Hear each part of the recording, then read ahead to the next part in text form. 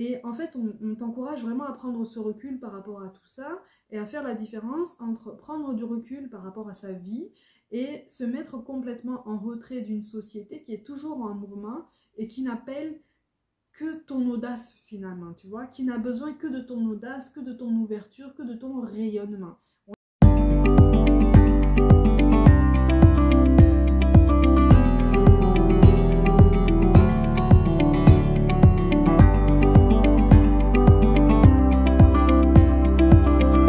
Coucou mes gazelles, bienvenue pour cette guidance sans support. J'espère que vous allez bien, que vous vous portez bien. Moi je suis contente de vous retrouver pour ce type de guidance que j'adore. La liberté est totale, en tout cas la façon de recevoir les messages est bien différente.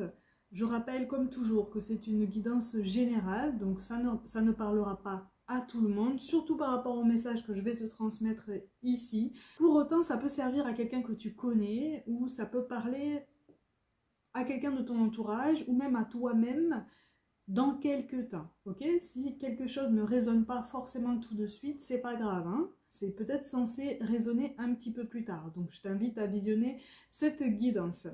Ici, on me parle d'un homme. On me donne les prénoms Rodrigue et Amaté. C'est rare quand j'ai les prénoms en entier. Souvent j'ai soit le début, soit la fin. Mais là, j'ai les prénoms en entier. Si tu te poses des questions concernant une de tes vies antérieures, ou en tout cas la vie antérieure qui influence le plus ton incarnation actuelle, visiblement, elle a un lien avec l'Égypte. Il y a quelque chose qui fait que tu t'es longtemps posé des questions par rapport justement à ton intérêt pour ce pays. Alors dans cette guidance, visiblement, je m'adresse à quelqu'un qui est né homme et qui était un homme dans sa vie antérieure. Tu sais qu'on peut changer, hein. D'une vie à l'autre, on peut choisir de naître homme, puis naître femme, puis repasser homme, tu vois, ou de rester sur le même genre. On me montre quelqu'un, un homme avec la peau très très mate, vraiment particulièrement hâlée, mais pas pour autant abîmé par le soleil, ok? Donc c'est vraiment quelqu'un avec la peau très très mate et les cheveux noirs un petit peu ondulés qui descendent jusqu'aux épaules, ok? C'est quelqu'un qui fronce énormément les sourcils, qui a une grosse ride du lion là, très très marquée. C'est quelqu'un qui a un regard dur, tu sais. Une mâchoire aussi particulièrement carrée et des yeux très sombres. Alors très sombres dans tous les sens du terme. On me parle de quelqu'un qui dirigeait d'autres personnes. Voilà, donc j'ai les termes Égypte et Abyssinie qui ressortent. Et on me montre de façon très symbolique, si tu veux, une charrette à l'arrêt. Une charrette à l'arrêt, tu vois, comme vraiment dans l'ancien temps. Comme si de façon très symbolique, on voulait te dire, ok, en ce moment, tu as l'impression que tout est figé dans ta vie, vraiment que tout est bloqué, que tout est au point mort, et qu'en plus, tu te sens rejeté. Parce que visiblement, pour faire ce lien avec cette vie antérieure, on me parle de cette même personne que je t'ai décrite, qui commandait d'autres personnes et qui s'est sentie bafoué, qui s'est senti rejeté aussi et qui s'est retiré de la masse en fait, qui s'est retiré du peuple, qui est passé un petit peu en mode ermite, hein, comme on dit, en tout cas presque comme un fugitif, tu vois, presque comme un paria. C'est quelqu'un qui a été considéré un petit peu comme un paria. Alors je grossis les termes comme d'habitude, mais c'est vraiment censé t'aider à reconnaître ce sentiment de rejet que tu ressens aujourd'hui encore, en tout cas dans cette vie. On n'est pas forcément sur un rejet sentimental, hein. C'est possible, on n'est pas sur ça forcément, on est plus sur un rejet d'un point de vue familial et même au niveau de la société. C'est comme si vraiment tu te sentais en marge de la société ou que tu avais eu la sensation encore aujourd'hui que la société ou que les contraintes actuelles, en tout cas les cases dans lesquelles on essaye de nous faire rentrer, te porter à mal en fait et te pousser à te mettre en retrait et à te considérer encore une fois comme un paria, comme quelqu'un d'assez difficile à comprendre, tu vois, difficile à cerner. On te l'a déjà dit de toute façon très souvent, hein. Je m'adresse à des personnes qui n'ont pas forcément beaucoup d'amis et qui actuellement traversent une période où tu as la sensation de ne plus avoir d'amis fiables sur qui tu peux compter ou en tout cas à qui tu peux te confier. Il y a quelque chose qui fait que vraiment, il y a une vraie tristesse, hein, de ce côté-là. Il y a une vraie tristesse, et même au niveau professionnel, tu as perdu la foi. C'est comme si vraiment tu avais perdu la foi en toi-même et en tout ce monde qui t'entoure. Et en fait, on te dit, si tu te déconnectes du monde, effectivement, tout va rester figé dans ta vie. On t'encourage à t'ouvrir à nouveau. Alors, s'ouvrir à nouveau aux autres, ça ne veut pas forcément dire accorder sa confiance à n'importe qui, bien sûr, puisque là, tu es en train de gagner discernement, tu es en train de gagner sagesse, tu es en train de gagner du recul par rapport à tout ça. Mais en fait, on te dit, attention, prends du recul aussi par rapport à une forme d'impulsivité qui est dans ton cœur et qui visiblement était déjà dans ton cœur auparavant. Et quelque chose qui fait que, oui, tu as le cœur grand, oui, tu as tendu la main à des personnes qui n'étaient pas disposées à reconnaître la chance que tu leur donnais, hein, d'accord? Par la main que tu leur tendais, donc par la confiance que tu leur accordais, le temps, la souplesse.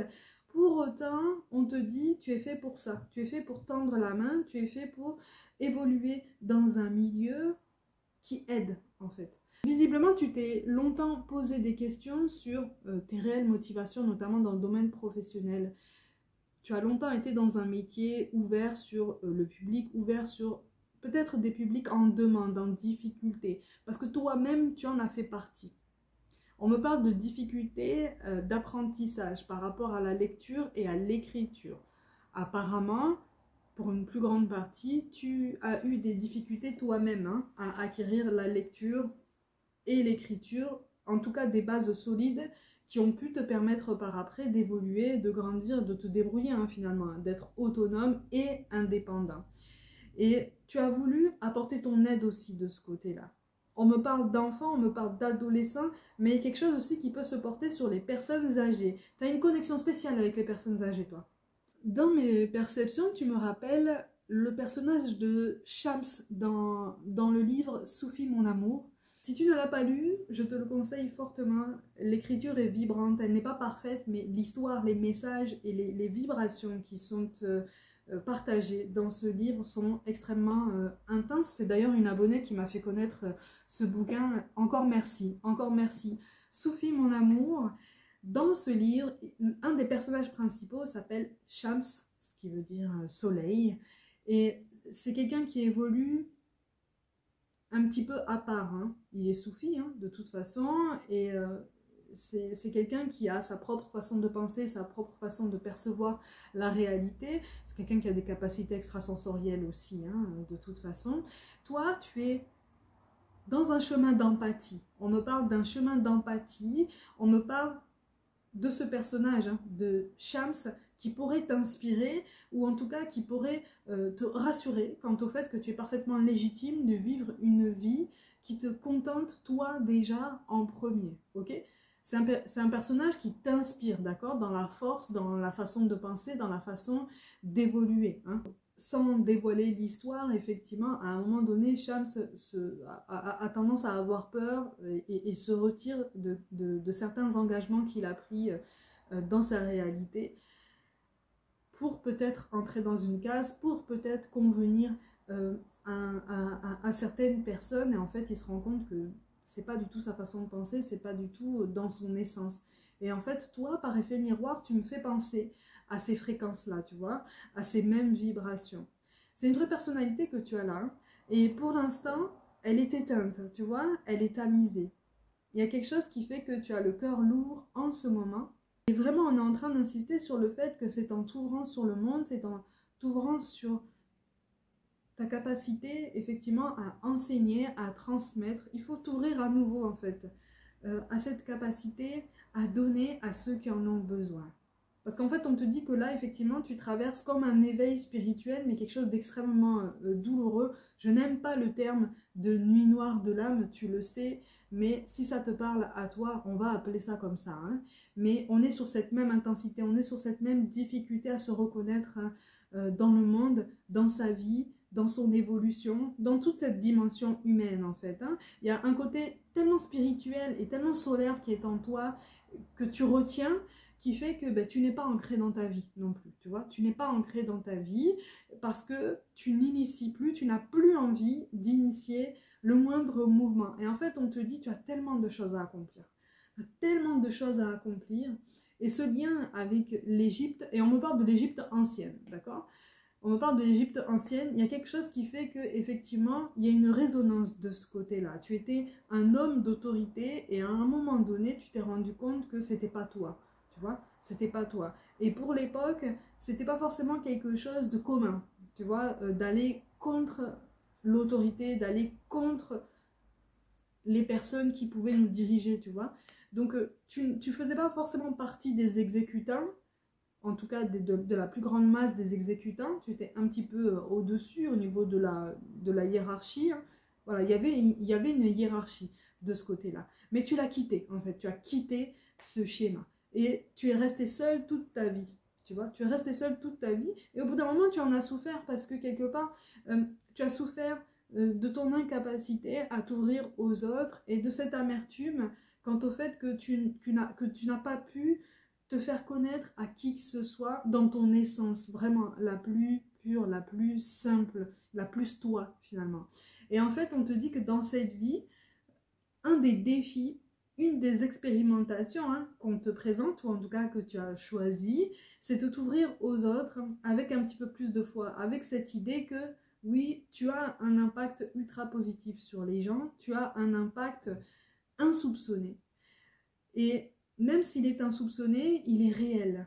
Et en fait, on t'encourage vraiment à prendre ce recul par rapport à tout ça et à faire la différence entre prendre du recul par rapport à sa vie et se mettre complètement en retrait d'une société qui est toujours en mouvement et qui n'appelle que ton audace finalement, tu vois, qui n'a besoin que de ton audace, que de ton ouverture, que de ton rayonnement. On en revient au prénom de Charles, hein, d'accord? Donc il y a quelque chose qui fait que tu as quelque chose de lumineux en toi, quelque chose qui veut rayonner. Hein. Là, tu n'es pas en train de chercher ta voie. Tu es en train d'essayer de te reconnaître dans un schéma dans lequel tu as essayé d'évoluer auparavant. Sauf qu'en fait, on te dit, regarde ailleurs.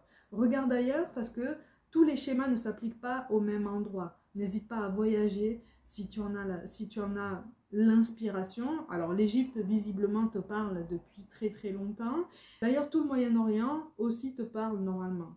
Mais pas forcément par rapport à cette vie actuelle, hein, par rapport à une ou plusieurs de tes vies passées. Et donc par l'image de la charrette laissée à l'abandon dans un paysage complètement désolé, on te pousse à revenir à toi, on te pousse à revenir à ta force, à tes ambitions en fait. Tu as perdu de vue ce que tu aimais dans ta vie. Et à partir du moment où tu as perdu de vue ce que tu aimais dans ta vie, tu as perdu ton chemin. Donc tu es dans cette sensation d'avoir perdu ton chemin, d'avoir perdu ton intensité, parce que tu cherches à t'adresser à des personnes qui n'ont pas l'oreille pour ça, tu vois, ou en tout cas qui n'en sont pas arrivées à ce stade de développement, d'évolution, hein, d'accord, d'élévation, qui fait que quelque chose résonne en elles. Pour autant, ça ne veut pas dire que personne sur cette planète ne pourra résonner avec ton discours, ton intensité. Il y a des gens aussi qui vont t'apprendre certaines choses dans cette vie. Okay, encore une fois, hein, je te le dis, hein, on est tous connectés, donc on apprend aux autres, on apprend des autres et on apprend de nous-mêmes. C'est ça qui fait que parfois, on se pose des questions existentielles comme pour toi. Si tu es concerné, visiblement, tu te poses des questions existentielles. Alors ça, c'est ton tempérament, visiblement. Hein. Tu as toujours été comme ça, dans des réflexions très profondes. Tu as toujours été très attiré par tout ce qui est métaphysique et quantique. Et on ne t'a pas forcément toujours compris, en fait. Hein, et on ne t'a pas forcément toujours pris au sérieux. Il y a une spiritualité qui est la tienne, qui est encore en construction, et elle est encore en latence. Ton cœur peut s'ouvrir davantage. Parce que sinon, tu risques de rester dans une forme de tristesse latente, tu vois, d'amertume latente qui fait que tu auras toujours l'impression de chercher un bonheur à l'infini, tu vois, chercher un bonheur au désespoir. Donc, il y a quelque chose qui fait que vraiment, on te dit, abreuve-toi de ton savoir, abreuve-toi de ton courage, tu vois, et va le déverser ailleurs, mais va le déverser avec le cœur, tu vois. Tu as toute cette capacité, tu as toute cette puissance, tu as cette solidité en toi. Tu as besoin qu'on te redonne de la force et visiblement, pour ceux qui sont concernés, j'espère que cette guidance t'en redonne un peu parce que cette charrette laissée à l'abandon, elle va pouvoir être attelée à nouveau.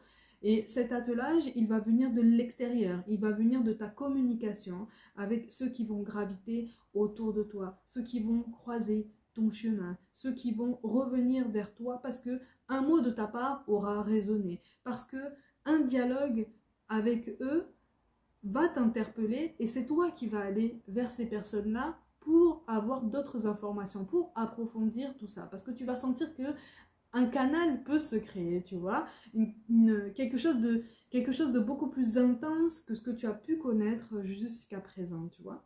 N'abandonne pas avant ta réussite. On est vraiment en train de te dire ça en fait, hein. Tu es sur le point de connaître un essor dans ta vie. C'est pour ça que pour l'instant tu as l'impression que tout est bloqué, que tu es en train de forcer énormément.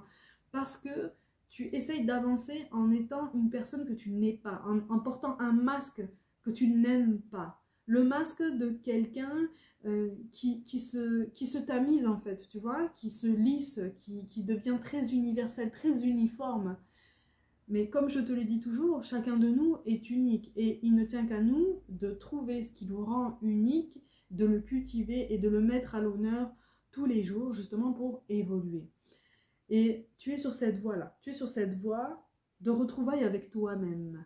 Donc ne perds pas foi déjà en toi-même et encore une fois, permets-toi de laisser toute cette énergie de partage, de connexion à là-haut et de connexion aux autres circuler à travers toi. C'est pas forcément facile, surtout quand on a des capacités d'empathie, mais c'est possible, c'est absolument nécessaire parce que même si tu as cette hypersensibilité, encore une fois, comme toujours je te le dis, ça n'est pas un fardeau, c'est un trésor qu'on t'a donné, c'est une force qu'on t'a donnée.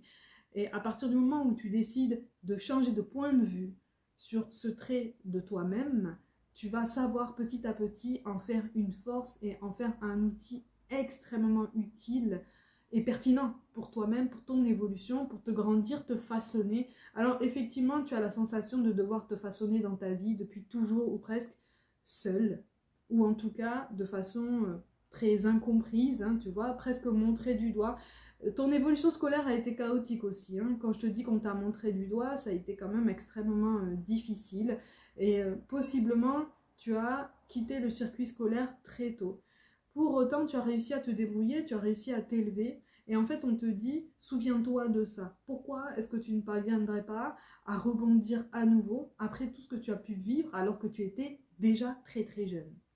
Donc cette force, elle est encore en toi, simplement tu l'as perdue de vue et tu t'es fatigué à essayer de demander des retours dans des directions qui n'étaient pas disposées. Recentre-toi sur toi, mais continue de t'ouvrir au monde, ou en tout cas recommence petit à petit à t'ouvrir aux autres, parce qu'il y a quelque chose de très intéressant qui se dessine pour toi. Et au niveau professionnel, on te parle d'un poste à responsabilité qui peut faire écho à la vie antérieure que je t'ai énoncé. En tout cas, on te parle d'un profil encadrant de capacité pour encadrer un petit groupe de travail, tu vois. Et ça, c'est quelque chose dont tu as déjà conscience en toi-même. Donc, pourquoi est-ce que tu ne le mettrais pas à l'honneur? Pourquoi est-ce que tu t'appuierais pas sur ça pour te focus sur une évolution en ce sens? En tout cas, on essaye de t'orienter vers ça. Mes gazelles, comme d'habitude, prenez soin de vous, croyez en vous pour toute guidance personnelle ou pour avoir un accès anticipé à mon contenu. Tous les liens directs sont dans la description de la vidéo. Je vous envoie tout mon soutien, vraiment, et je vous dis à très vite.